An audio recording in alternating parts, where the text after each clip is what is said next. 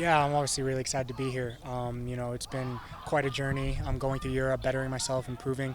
But ultimately, I talked with Chris, and Chris Armas is such a personality. He's got such a convincing way of, helping yourself and making sure you're going to be at the highest level possible. So, he told me his plan for me, and ultimately convinced me to come here. It's obviously a very great club to join. The atmosphere is already incredible. I know a bunch of guys here, but I'm really excited to join the club. I think I can achieve some great things, and ultimately, this club can definitely help me do that. All right. Have you ever had a coach like Chris Armas? Does he remind you of anyone in your past, or is this a whole new ordeal for you? Strangely enough, he reminds me of Oscar Pareja, which was my first coach at FC Dallas. They both have a certain intensity about them. They're always 100%, and they're very honest people. So he's a straight shooter. If you're not doing something right, he's going to tell you. If he thinks you don't deserve a spot, he's going to tell you.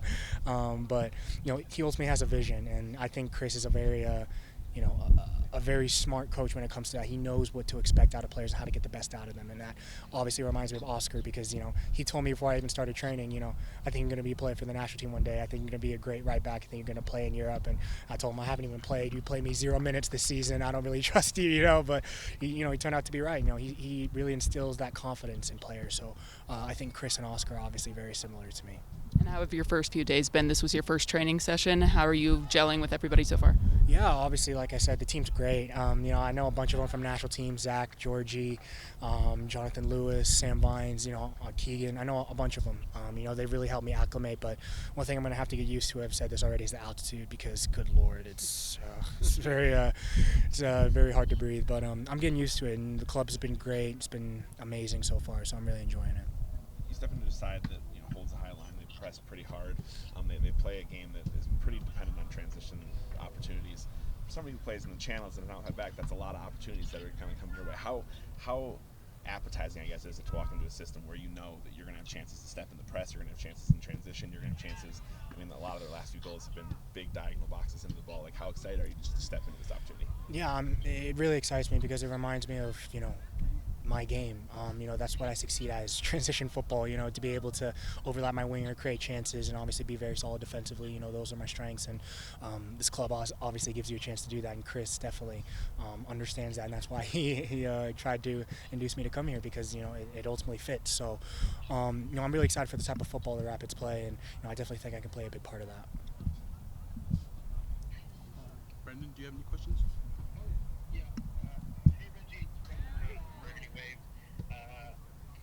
I guess for you, now that you're kind of back, what lessons do you think you can take from, all your many seasons over in Europe and just kind of reapply them to?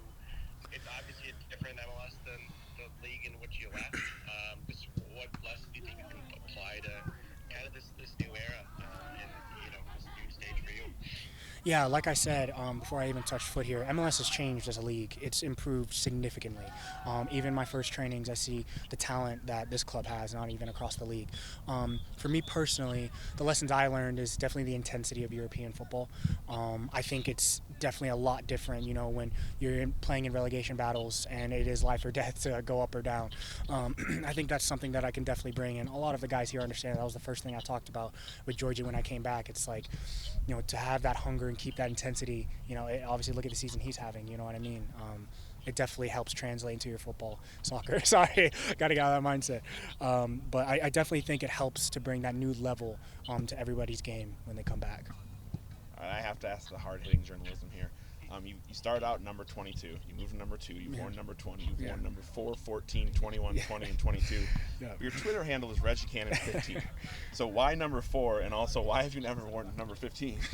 So number 15 was the number I grew up with playing, and Okay. it's the number that stuck with me. So that's why I made my Twitter when I was in high school. So obviously it was Reggie Cannon 15. But I've obviously worn a lot of numbers throughout my career. But number 4 is. It just holds some significance to me. I know a lot of players who have worn it. It holds some symbolism to it. And it ultimately indicates a strong defender, a very aggressive player. So to me, that makes me happy to be able to wear that number. Thank you. What's something you're going to miss from Europe and the thing you look forward to the most by being back in the United States?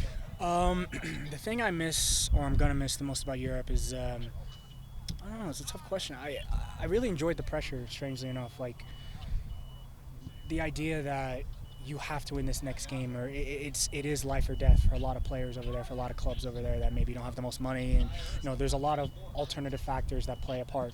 But the thing I'm really excited about is to ultimately enjoy my game again. It's been a very difficult period with some of the clubs I've been with, but I started to enjoy it a bit last year, and now obviously Chris has really convinced me to come here because he wants me to start enjoying my soccer again and play how I know to play, and that's obviously being an attack, transition-minded, defensively stable fullback. So he knows my strengths. He's going to make me obviously represent those. So I'm really excited about that. I have a couple from the Denver Post. So Braden Norris is asking, how have some of the conversations been like with your new teammates and leadership since you got to town? What are you looking forward to most? Yeah, Keegan's obviously been top. He's been great. He's told us the place to look. He's told me if you need anything at all. That's a true captain. You know what I mean? He's a great, obviously, staple to this team. But a bunch of the guys have helped me find places to live, cars, it's been incredible. The team, it's a very closely knit group. You can tell because they're obviously helping me just get settled and acclimated. So I've really enjoyed it so far. And then last one from Braden. If you guys have joined recently, Zach, Georgie, and have been getting looks from the U.S. national team, what do you get off of that? Do you find a similar opportunity for yourself? My focus is obviously to get back playing the soccer I know and love. And ultimately I know a national team comes with that. So, that's obviously not really my focus right now. I know where I stand, and I just want to improve and be the best player I can be. And actually talking to Zach and Georgie and all of them, that's why they're getting looks, because they're starting to enjoy it again. And the pressure is obviously something that makes someone better, but to be able to enjoy soccer again is a big part of a player's growth. So, I'm really looking forward to it. You've played here before previously with Dallas, but what are your expectations to play in front of a home crowd, just experience it here for the first time as a member of the Rapids this weekend? Yeah, I've played in front of this crowd, I think twice, and it was obviously a very electric atmosphere. I have a bunch of friends that come through this team, and they all talk about it. It's you kind of fear the game to play away at Colorado, not because of the altitude, but obviously because of the atmosphere as well. I'm really looking forward to being out there and playing in front of them. It's a little bit of home for me because I did spend 4 years here before I moved to Texas, but I'm really excited for the opportunity. Awesome. We'll pause there and be back with head coach Chris. Oh, one more. Sorry. Oh, thanks, Emilio. Reggie, you're like the fifth FC Dallas player recently in recent seasons to eventually get your way to Colorado. Just do you see kind of like similarities in their setup, their kind of style of play with maybe the way that you see it now? Because it was a lot of players and Drew Moore, Anthony Wallace, Calvin Costa, Mikey Barrios, all those players ended up in Colorado. Yeah, I definitely think there's some similarities between the clubs. I think ultimately that's kind of why you see the pathway for some of the FC Dallas players end up here. I think the structure from the academy to the first team is very similar here. And I think the type of coaches they hire as well are very similar as well.